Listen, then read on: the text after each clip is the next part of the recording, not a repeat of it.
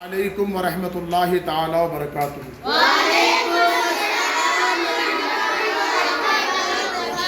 سبحان اللہ۔ آپ سوم کلمہ پڑھتے نا؟ والحمد للہ ولا الہ الا اللہ واللہ اکبر، ایک حصہ ہے، پھر ولا حول ولا قوت الا باللہ العلی العظیم۔ بڑا قیمتی کلمہ ہے یہ۔ اس کا ایک ڈیفینیشن سن لیجیے، ایک واقعہ میں آپ کو بتاتا ہوں حضرت ابراہیم علیہ السلام کے بارے میں، سنیں گے؟ ہاں، نبیوں کے واقعے سنو بیٹا، بہت شاندار رہتے ہیں، سنیے۔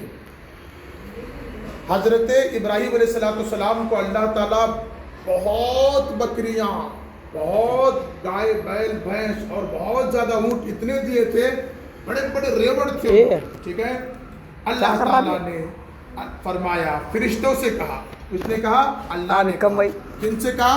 فرشتوں سے کہا، ابراہیم میرا پیارا دوست ہے۔ کیا کہا؟ ابراہیم میرا پیارا دوست ہے، مطلب ابراہیم میرا خلیل ہے، میرا پیارا دوست ہے۔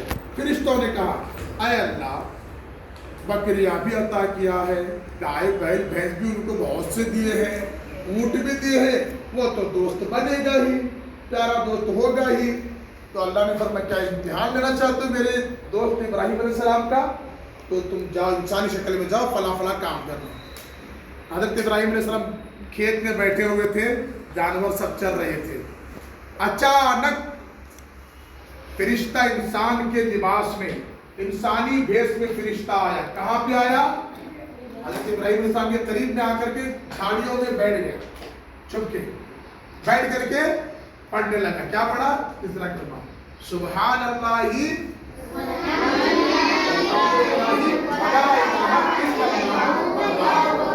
فرشتے کی آواز اتنی پیاری اور میٹھی تھی، حضرت ابراہیم علیہ السلام جھوم گئے، ہو گئے اللہ کے ذکر میں، سبحان اللہ۔ اور اس کے بعد میں کہا کہ کون ہے، کیا کہا؟ کون ہے جو اللہ کا ذکر اتنے پیارے انداز میں کر رہا ہے؟ تو حضرت ابراہیم علیہ السلام کے کہنے پر وہ فرشتہ جو انسانی لباس میں تھے نا، وہ باہر آ گئے۔ کیا آئے؟ باہر آ گئے۔ باہر آنے کے بعد انہوں نے پوچھا، حضرت ابراہیم علیہ السلام نے پوچھا، آپ ذکر کرا تھا، ایک بار اور سنا۔ کیا کہا؟ ایک بار اور سنا۔ جب اتنا یہ کہا تو پھر حضرت ابراہیم علیہ السلام سے فرشتے نے کہا، جو انسانی لباس میں آئے تھے، فرشتے نے کہا، پہلے سنایا اپنی مرضی سے، ابھی تمہیں بول کہ سنایا تو مجھے بکریاں ہونا، مجھے مال چاہیے، پیسے چاہیے۔ تو حضرت ابراہیم علیہ السلام جتنے پیسے تھے دے دیے، پورا بکریوں کا ریوڑ تھا نا، پورا دے دیا اسے، سنا ذکر اللہ کا۔ پھر اس نے پڑھا، فرشتے نے، سبحان اللہ والحمد للہ ولا الہ الا اللہ۔ پھر حضرت ابراہیم علیہ السلام جھومنے لگے، اور اتنا جھومے، اللہ کے ذکر کی حلاوت، مٹھاس ان کے کان میں رس کھول رہی تھی، سبحان اللہ۔ پھر کہا کہ ایک مرتبہ اور سنا۔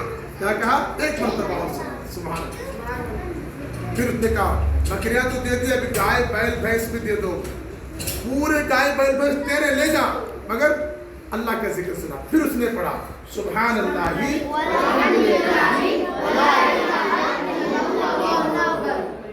اتنا جھومے اللہ تعالیٰ کے ذکر میں اتنا کھو گئے، سبحان اللہ، کہ اس کے بعد پھر حضرت ابراہیم علیہ السلام نے کہا، ایک مرتبہ اور سنا۔ کہا کہ بکریاں بھی ہو گئے، گائے بیل بھینس بھی ہو گئے، ابھی اونٹ ہے نا، اونٹ جتنے بھی ہزاروں اونٹ ہے نا، وہ بھی دے دو، ہزاروں اونٹ، یعنی ایک اونٹ پہ ایک ٹاٹا ایسی نے سمجھا، 1000 ٹاٹا ایسے سمجھو، تم اچھا سامان کو اس کے پاس 1000 اونٹ دو، تو لہٰذا اونٹ ان کو دے دیے۔ کہا کہ اللہ کا ذکر سنا۔ پھر فرشتے نے کہا، سبحان اللہ والحمد للہ ولا الہ الا اللہ۔ اس کے بعد حضرت ابراہیم علیہ السلام نے کہا کہ ایک مرتبہ اور سنا، جھوم رہا ہوں اور سنا، اللہ کے نام کی مٹھاس کان میں آ رہی، اور سنا۔ اس نے کہا، تمہارے پاس کیا بچا ہے؟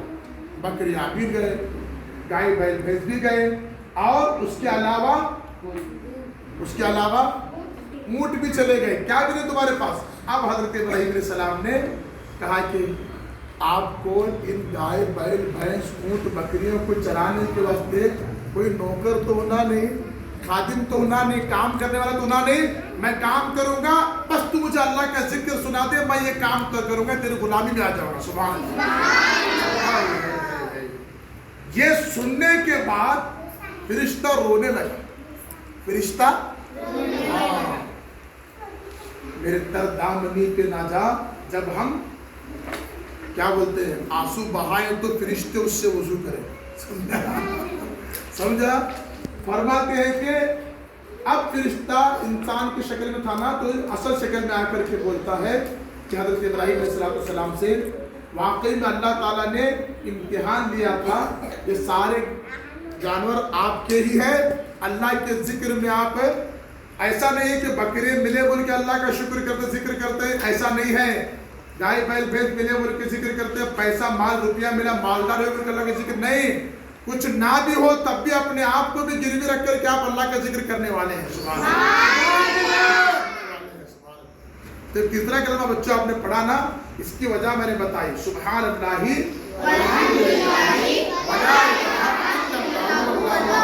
ایک یہ ہے، اور دوسرا حصہ اس کے بارے میں آتا ہے کہ وَلَا حَوْلَ وَلَا قُوَّةَ إِلَّا بِاللَّهِ الْعَلِيِّ الْعَظِيمِ.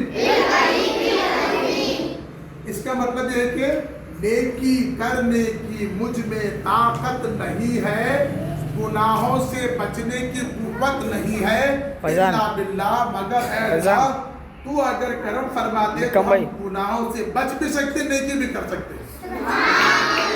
اس کو میرے آقا نے فرمایا عرش کا خزانہ. عرش کا خزانہ کیا ہے؟ لا حول ولا قوت ہے. سبحان اللہ. زور سے کہیے سبحان اللہ. پڑھیں گے کلمے یہ ابھی معلوم پڑا کیا ہے ذکر اللہ کا، سنیں گے نہیں؟ اللہ برکت عطا فرمائے. السلام علیکم ورحمۃ اللہ تعالی وبرکاتہ. وعلیکم السلام.